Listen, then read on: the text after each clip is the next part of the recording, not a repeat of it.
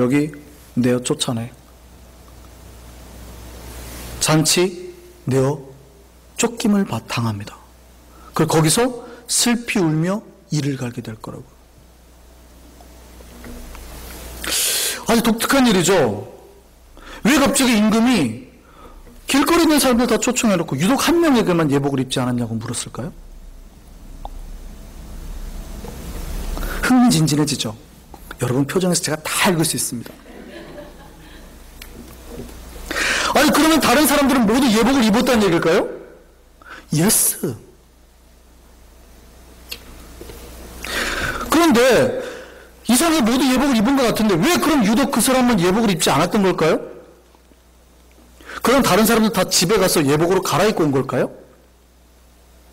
그건 아닌 것 같아요. 왜요?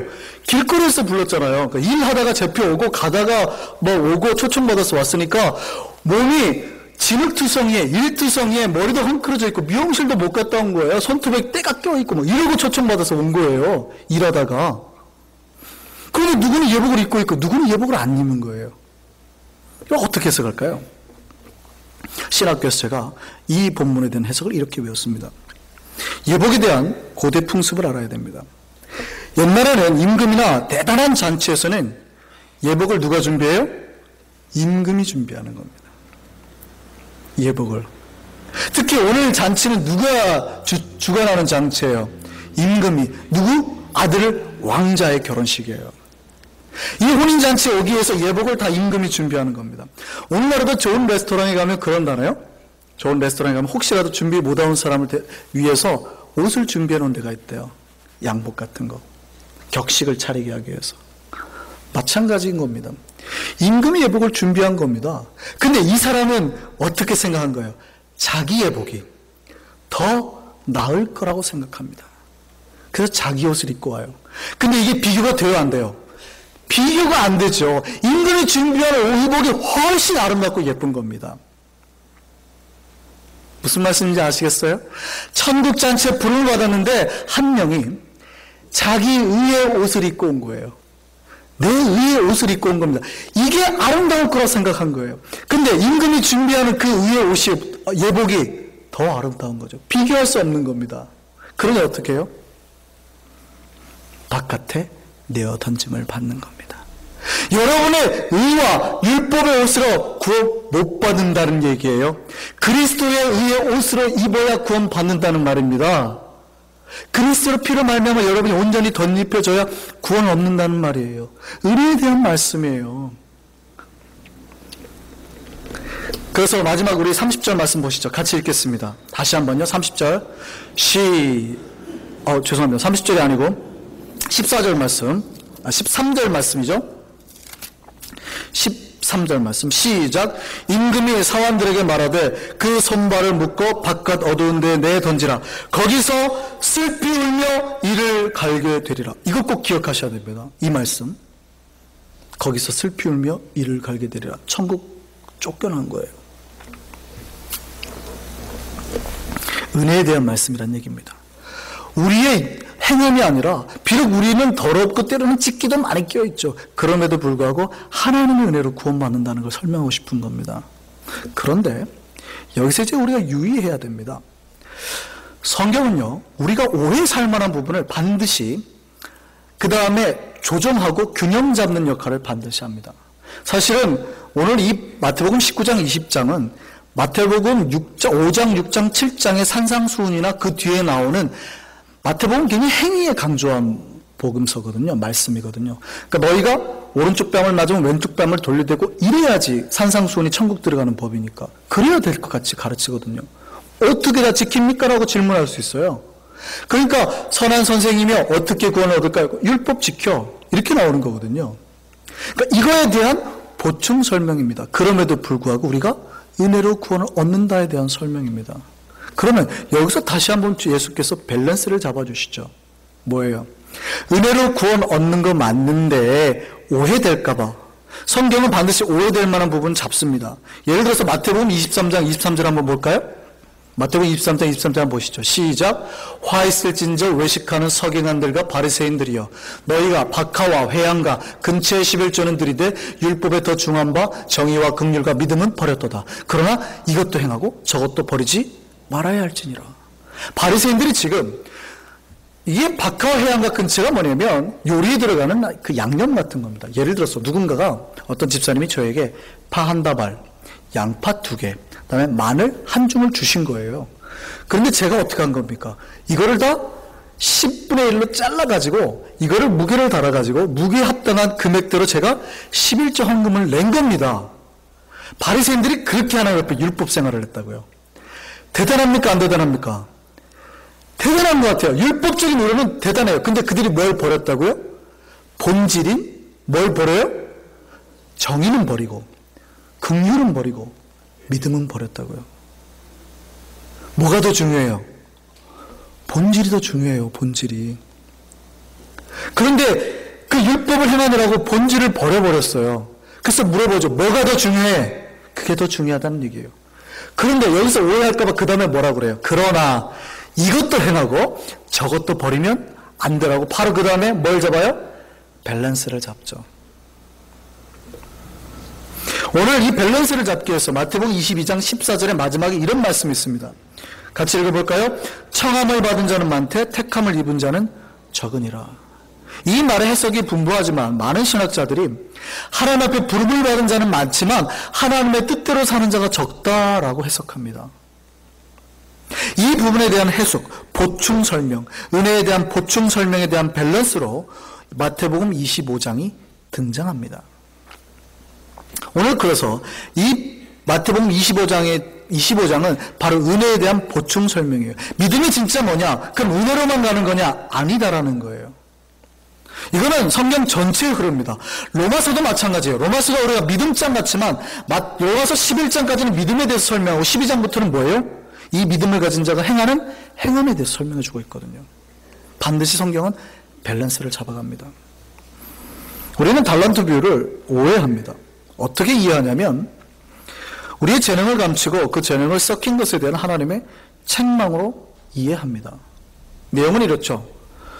주인이 외국을 가는데 세 종에게 한 명에게는 5달란트, 한 명에게는 2달란트, 한 명은 1달란트를 맡기고 떠나갑니다. 그리고 돌아와서 얼마나 열심히 했는지 계산한다는 내용이에요. 근데 5달란트 받은 사람은 5달란트를 남겼고 2달란트 받은 사람은 2달란트를 남겼고 1달란트 받은 사람은요 땅 속에 묻어뒀어요. 그러니까 주인이 화를 내는 거예요. 그리고 이 사람 거 뺏어서 다른 사람에게 주는 거죠. 결론이 어떻습니까? 대부분 이 설교의 결론이 우리가 이같이 5달란트나 2달란트 받은 사람처럼 우리의 재능을 하나님께 드려야 됩니다 라고 끝이 나버려요. 그러나 달란트 비유는요 전체적인 의도가 있습니다. 이거는 뭐에 대해서 설명하고 있냐면요 천국을 들어가냐 못 가느냐에 대한 설명인 겁니다.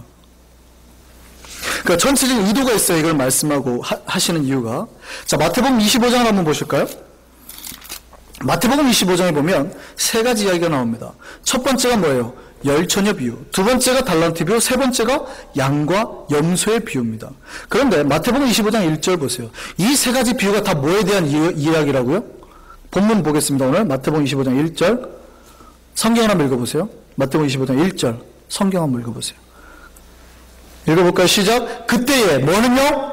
천국은 마치 하고 시작하는 거예요. 지금 이 이야기가 뭐에 대한 이야기라고요? 천국에 대한 이야기라고요. 그래서 혼인잔치에 들어간 열처녀에 대한 이야기입니다. 그 다음에 달란트 비유고 그 다음에 양과 염소의 비유예요. 그러니까 5처녀는 구원받고 5처녀는 구원을 못 받은 거예요. 그죠? 양과 염소의 비유는요. 양은 구원받고 염소는 구원 못 받는 겁니다. 근데 달란트 비유는 어떻게 해석해요? 놀랍게도 그냥 우리의 재능을 하나님께 드리자라고 끝나요. 아니요. 그 얘기 아니에요. 우리가 하나님께 드리지 못하면 구원을 못 받는다고 이야기하는 겁니다. 천국 들어가고 못 가고의 이야기라고요. 우리는 1달란트 받은 사람에 대해서 집중합니다. 물론 이 사람 중요하지만 앞에 두 사람의 대화에 더 많은 관심을 보여야 됩니다. 우리 21절 한번 볼까요? 마태복음 25장 21절입니다. 같이 한번 보시죠. 21절 시작. 그 주인이 이르되 잘하였도다 착하고 충성된 종아, 내가 적은 일에 충성하였음에 내가 많은 것을 내게 맡기리니 내 주인의 즐거움에 참여할지어다. 23절입니다. 똑같습니다. 착하고 충성된 종아, 내가 적은 일에 충성하였음에 내가 많은 것을 내게 맡기리니 내 주인의 즐거움에 참여할지어다. 여기서 주인이 네가 충성했으니까 즐거움에 참여하라고 합니다. 이 즐거움이라는 단어의 헬라어가 뭔지 아세요? 카라라는 단어입니다. 카라.